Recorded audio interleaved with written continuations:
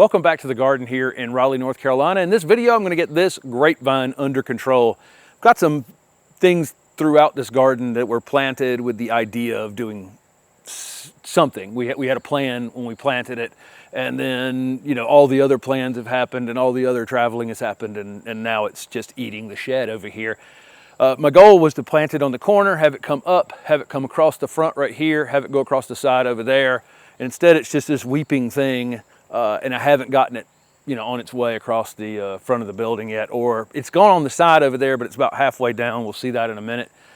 This is not the best time of year to prune a grapevine. Normally we would do this when they're dormant. Anytime after they've lost their leaves is typically when we'd be pruning on grapevines. This one came out, bloomed, had fruit, and I don't know, something came along and took it. I don't know if it was birds or whatever. And now it's blooming again, which is super interesting. Right here, we're in almost August, and the thing's got open flowers on it right now, which is kind of interesting. But really, for me, I've never been growing this thing for fruit. This is a seedless variety that has kind of small fruit, and it's out here for the birds. It's a great plant, a vigorous grower, great looking vine. But again, 3 years, it's just eating the shed. So I'm going to jump in here, take a bunch of this material off. I've got some eye bolts that I'm going to put into the building. I've got some wire that I'm going to run across it. You'll see all that when I get to it. But first thing I need to do is just really lighten a lot of this material. I don't need very much of this material. I just need to get a couple heading the direction I need them to go on both sides and call it done for now.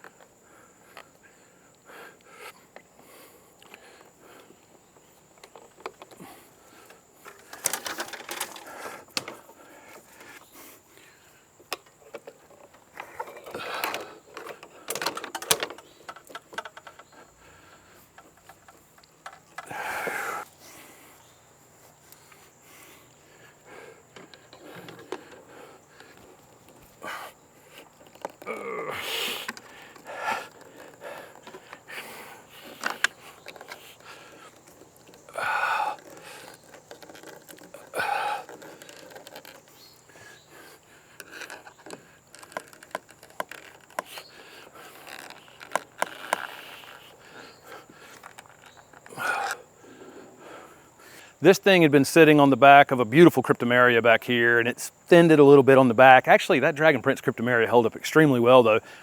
The rosemary's actually lost more of it, the backside of it, and the rose that's behind it was definitely not happy about all that foliage on top of it, all that extra shade that it was getting. About part of the way through pruning that, I just kind of went, well, my best runner, which is right here, was actually on that side over there. And that side over there is never going to have fruit because it's always shady. That when the summertime, the sun tracks pretty much right over the roof of this building, or slightly that way, slightly a little north. And so I probably, you know, it's planted here, but I kind of need to get the foliage to this side of the building, and then I'll wrap it up on the other side.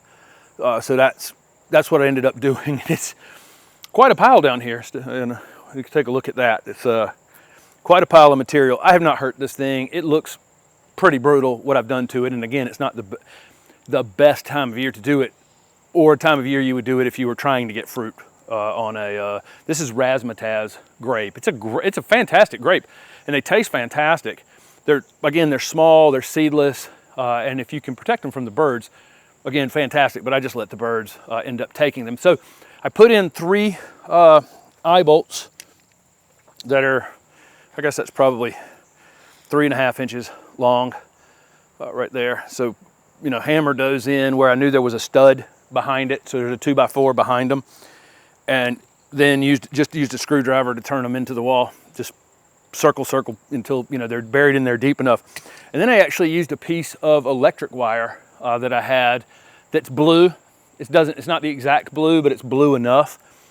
And the way I tied the blue electric wire on the end, I was able to then take my screwdriver and spin it around a couple more times and really tighten this thing up. So it's like, you can like play guitar, you know, it's like a bass string now. So it's going to be plenty, it'll be plenty to hold it up there. And if I ever find that it's not, I can run another piece across there. It's not that big of a deal. I'm just using a few zip ties. That's what I'm going to do now. And I'm putting them around loosely up here, just, you know, so it doesn't girdle, you know, the vine eventually. I've taken most of the foliage off because I don't want a lot of foliage over the door. I'm just trying to get this vine to the other side. But this is major surgery, and you can see the building again. So again, I'm leaving that a little bit loose. This was, and there'll be a little more fine pruning to go over there, but not much.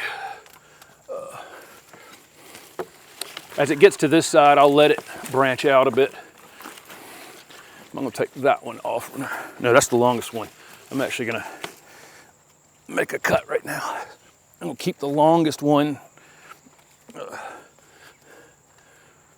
which I think is this one. Yeah. Another big chunk gone.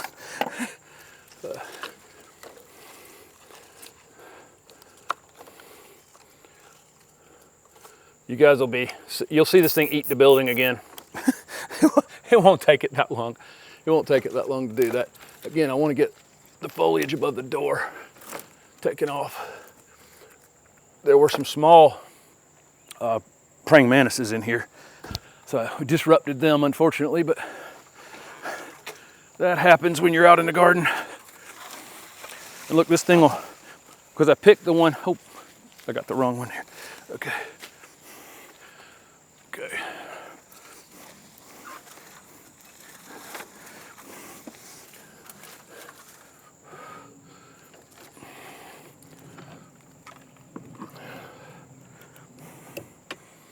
We have a planter box on the other side. It was struggling too because of it. Now you can see the whole other side. And you put this H and T on the building over there for Horttube, and now you can see it again as well. Okay. I think that'll hold it. So here's the problem with letting a vine get out of control is, you know, as I jumped in there to prune it, and I already knew this, I've taken out Carolina jessamine and Carolina jasmine and you name it. At some point or another, a customer paid me to either tame it or remove it because it had gotten too aggressive. Once they are kind of wrapped around one another like this one was in just a big giant ball, you're not going to go in there and just precision prune it very well, because once you have to start pulling pieces out, these have little wraparound. They don't have the hold fast where they attach the root into it like an ivy or something would, but they have these little tentacles and they wrap around anything they can wrap around, and it wraps around itself. And so once I let it get out of control, it became a major surgery to put it back like I wanted. I've got a couple more eye bolts I'm going to put around the corner, so when it starts growing in the spring, I'm going to keep the pieces cut off the top of the door right there, and I'll probably allow some foliage here, you know, to weep in this area, and just kind of control it, not let it do what it had done before, which was go over all the top of all of these other things. The building was built to be part of the garden.